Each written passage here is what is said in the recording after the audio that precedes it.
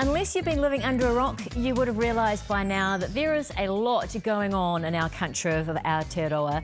With COVID-19 vaccinations and mandates, there are different opposing opinions that is dividing friends and family. Tensions are high within normally peaceable relationships. Everyone has got their opinions. No, they don't. Okay, maybe a little bit. As a follower of Jesus, it's important to ask, what is the right Christian response to this particular situation? Is there something in the Bible that can point us to the right way to respond to what the government is asking New Zealanders to do? Well, Pastor Terry Calkin, who is a friend of the ministry and often on Shine-a-thon, has his teaching program Word for You every Sunday on Shine. He's got an interesting and relevant episode coming up this Sunday called A Christian Response to Government Mandates. Now, before anybody jumps to any conclusions, yes, you in particular, Terry will not be saying whether or not to be vaccinated or not or anything like that. Terry's just looking to the Word of God and seeing what the Apostle Paul had to say about government control. And what better way to explain his own show than Terry himself? Welcome, Terry, to the Shine studio. Great to be with you guys. Well, firstly, Terry, thank you so much for tackling this huge topic. And this episode really is a must-see for all Christians. What is your approach for this episode and how are you planning on tackling this? Well, as you've just said, Nerida, it is a huge problem and it is a huge area to discuss. And my attitude is to go back to the Word of God, because we can all have personal attitudes towards these things. It's the way we were built, the way we were made in the first place.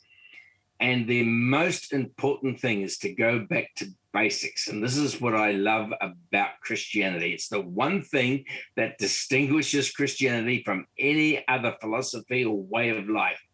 And that's this. And Jesus taught about it. The Old Testament taught about it. The New Testament teaches about it.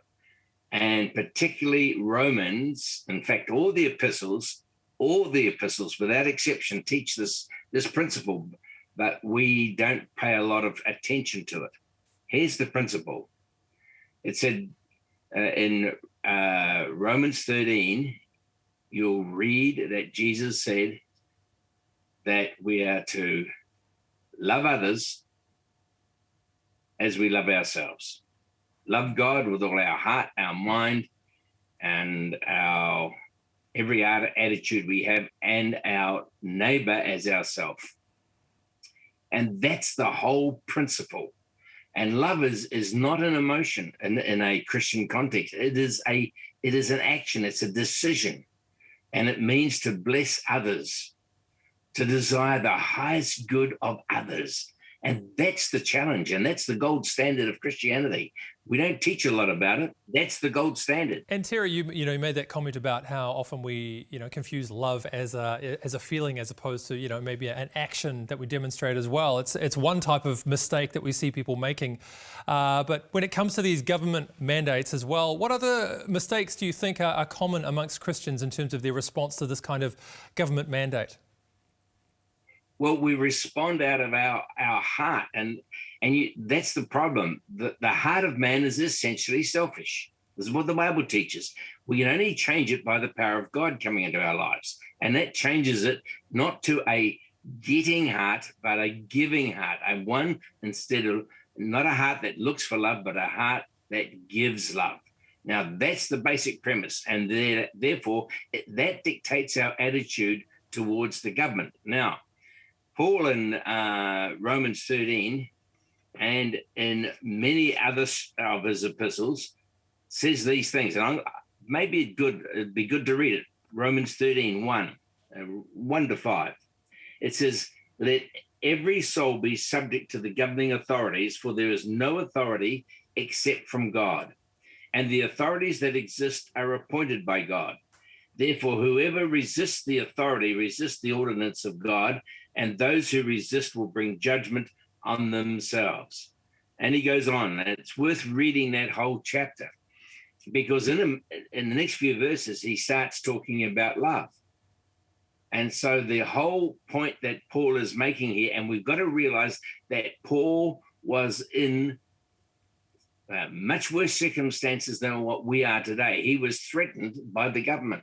He was under the control or he had big problems with the government of the day. Yeah.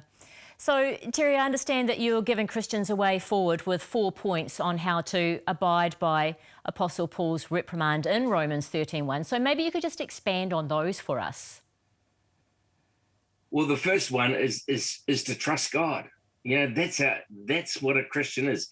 Essentially, he trusts God, and then he needs to exercise love. We need to exercise love in our hearts.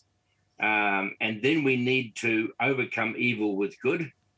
And then we need to listen to our conscience, because Paul goes on in Romans 13 and 14 talking about conscience. You know, how do we handle that? My conscience allows me to do something. Another Christian's conscience doesn't allow them to do something.